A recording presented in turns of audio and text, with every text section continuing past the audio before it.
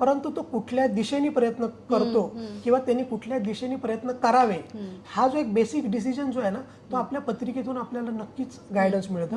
आणि त्याचबरोबरीने वास्तुशास्त्रातून पण आपल्याला गायडन्स मिळतं. पत्रिका तुम्हाला एखादी घटना कधी घडेल आणि तुम्हाला त्याच्यातून काय मिळेल हे सांगतं. आणि वास्तुशास्त्र हे तुम्हाला ती घटना खरंच मिळणार आहे का, आणि किंवा ती गोष्ट तुम्हाला खरंच मिळणार आहे का, आणि ती कशा प्रकारे तुम्हाला मिळणार आहे हे तुम्हाला वास्तुशास्त्र सांगतं.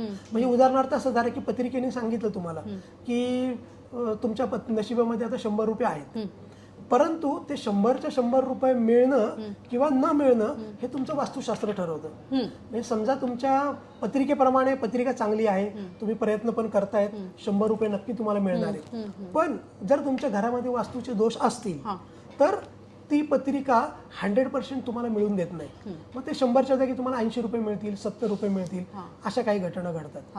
किंवा तुमच्या पत्रिकेमध्ये सांगितलेलं, फॉर एक्झाम्पल असं जरा की तुमच्या पत्रिकेमध्ये सांगितलंय की तुम्हाला फूड इंडस्ट्रीमध्ये खूप चांगला सक्सेस आहे आणि त्याप्रमाणे तुम्ही जर प्रयत्न करत असाल तर तुमच्या घरामध्ये सुद्धा फूडचा बिझनेस करण्याकरता त्या ज्या दिशा आहेत त्या दिशा सुद्धा तुम्हाला सुटेबल असणं गरजेचं आहे. उदाहरणार्थ फूड इंडस्ट्री म्हटलं तर घरातली आग्नेय दिशा जी आहे ती एकदम महत्वाची आहे. मग तुम्हाला आग्नेय दिशेला कुठलाही दोष येता कामा नये, ही तुमची पहिली रिक्वायरमेंट झाली. कारण काय होतं की 100% तर तुम्हाला वास्तूप्रमाणे घर मिळू शकणार नाही, परंतु तुमची रिक्वायरमेंट, तुमचं प्रोफेशन, तुमचं शिक्षण, तुमची पत्रिका ह्याला सुटेबल असलेलं घर असणं ही तुमची मुख्यतः पहिली गरज असते. त्याप्रमाणे तुम्हाला रिझल्ट मिळत असतात. असं झालं की एक मोठा उंच टॉवर आहे आणि एका साईडचे सगळे जे लोक आहेत त्या सगळ्यांची काही परिस्थिती वाईटच असते असं नाही, किंवा त्यांची सगळ्यांचीच परिस्थिती चांगली असते असं नाही. खालच्या मजल्यावरचं आणि त्याच्या वरच्या मजल्यावरचा दोघांनी वेगळे रिझल्ट येत असतात. तर ते अवलंबून असतं तुमच्या पत्रिकेवर.